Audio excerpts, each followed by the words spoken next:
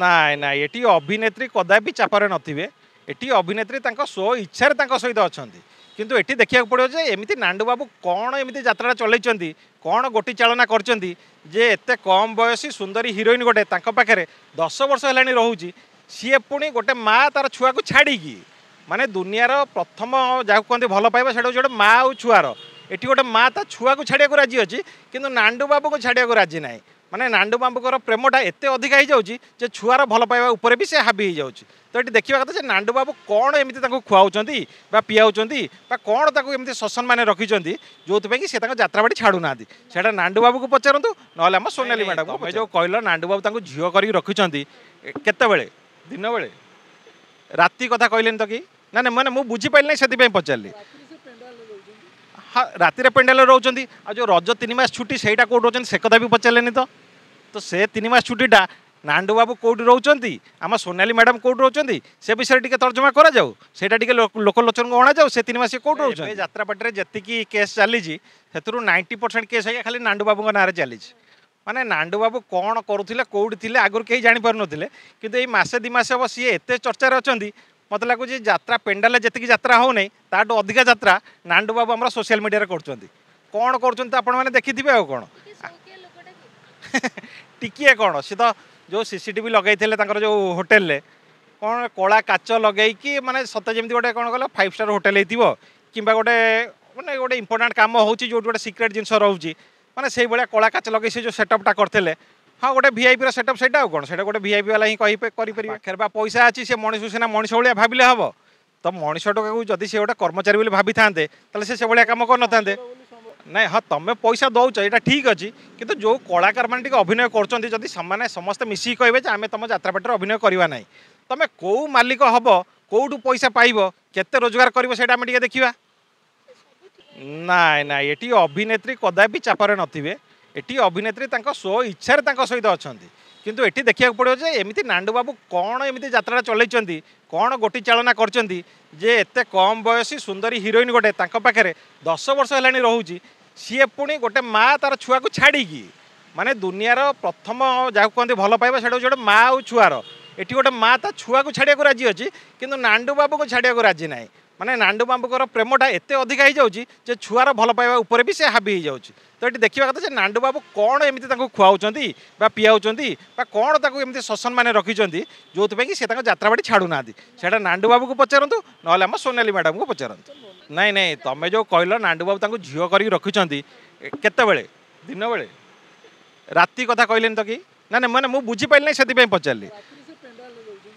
ହଁ ରାତିରେ ପେଣ୍ଡାଲରେ ରହୁଛନ୍ତି ଆଉ ଯେଉଁ ରଜ 3 ମାସ ଛୁଟି ସେଇଟା କେଉଁଠି ରହୁଛନ୍ତି ସେ କଥା ବି ପଚାରିଲେନି ତ। ତ ସେ 3 ମାସ ଛୁଟିଟା ନାଣ୍ଡୁ ବାବୁ କେଉଁଠି ରହୁଛନ୍ତି ଆମ ସୋନାଲି ମ୍ୟାଡ଼ାମ କେଉଁଠି ରହୁଛନ୍ତି ସେ ବିଷୟରେ ଟିକେ ତର୍ଜମା କରାଯାଉ। ସେଇଟା ଟିକେ ଲୋକଲୋଚନକୁ ଅଣାଯାଉ। ସେ 3 ମାସ କେଉଁଠି ରହୁଛନ୍ତି। ହଁ ଏଇଟା ତାଙ୍କ ସ୍ୱାମୀଙ୍କର କହିବା କଥା ଯେ ନାଣ୍ଡୁ ବାବୁଙ୍କ ସହିତ ସୋନାଲିର କିଛି ସମ୍ପର୍କ ରହିଛି ଯେଉଁଥିପାଇଁ କି ସୋନାଲି ସେଠି ଛାଡ଼ିକି ଆସିବାକୁ ରାଜି ନାହାନ୍ତି। ଯଦି ଏଭଳିଆ ଅଭିଯୋଗଟା ସତ ହେଇଥାଏ ତାହେଲେ ତାଙ୍କ ସ୍ୱାମୀଙ୍କୁ କେବଳ ଗୋଟାଏ ଅନୁରୋଧ ଯେ ସେ ଫଟୋଟାକୁ ମିଡ଼ିଆ ସାମ୍ନାକୁ ଆଣନ୍ତୁ ତାହେଲେ ଯାଇକି ପ୍ରକୃତ ସତଟା ସାମ୍ନାକୁ ଆସିପାରିବ। ନାଇଁ ଦେଖନ୍ତୁ ପଇସା ତ ହେଉଛି ସବୁଠାରୁ ଇମ୍ପୋର୍ଟାଣ୍ଟ ଜିନିଷ। ତ ମୋ ହିସାବରେ ବର୍ତ୍ତମାନ ଯେଉଁ ଲୋକ କହନ୍ତି ପଇସା ଦେଲେ ସବୁ ମିଳିପାରିବ କିନ୍ତୁ ଖୁସି ମିଳିପାରିବନି। ମୋ ହିସାବରେ ପଇସା ଦେଲେ ଖୁସି ବି ମିଳିପାରିବ। ତ ଯଦି ତୁମ ପାଖରେ ପଇସା ଅଛି ତାହେଲେ ତୁମ ପାଖରେ ସବୁକିଛି ଆଭେଲେବୁଲ୍ ଅଛି। ଆଉ ସେକେଣ୍ଡ କଥା ସେ ଝିଅଟା ଯେତେବେଳେ ଯାତ୍ରାକୁ ଆସିଥିଲା ମେ ବି ତା ବୟସଟା 17 କିମ୍ବା 18 କିମ୍ବା 16 ଏଇଟା ହିଁ ହେଇଥିବ।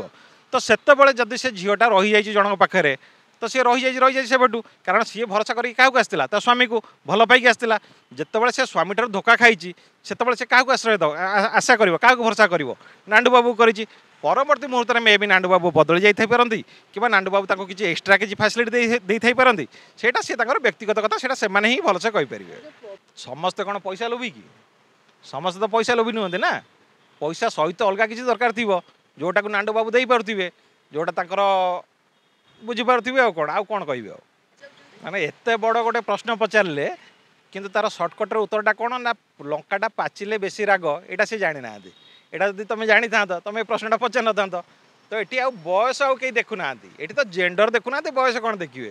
ତ ସେ ବୁଢ଼ା ହେଇଥାଉ ଟୋକା ହେଇଥାଉ ଭାଇ ପାଖରେ ପଇସା ଥିବା ଦରକାର ମୋର ସବୁତକ ରିକ୍ୱାରମେଣ୍ଟକୁ ଫୁଲଫିଲ୍ କରିପାରୁଥିବା ଦରକାର ବାସ୍ ସଇଲା ଝିଅମାନଙ୍କର ରିକ୍ୱାରମେଣ୍ଟ ହେଲା ଏତିକି। हाँ यहीटा तो अनुमान करा जाउची किंतु प्रकृत सत्यटा कौन से केवल सोनाली ही कहींपर किंतु वर्तमान केस्रे 90% झील सब झील कथा कहू ना 90% झील केवल एंड केवल पैसा पचर ही गोड़ाऊँ कारण सोनाली पाखे से टैलेंट थी जोटा बाकी कलाकार पाखे ना टैलेंटा कौन से मुझे जानी से टैलेंटा अच्छी बेले तो नांडू बाबू सोनाली को छाड़ा चाहूना सोनाली भी नांडू बाबू को छाड़ा चाहूना तो कौन तर चली जो कहते नारी माया नारायण को अगोचर एक्जाक्टली केसटा हूँ से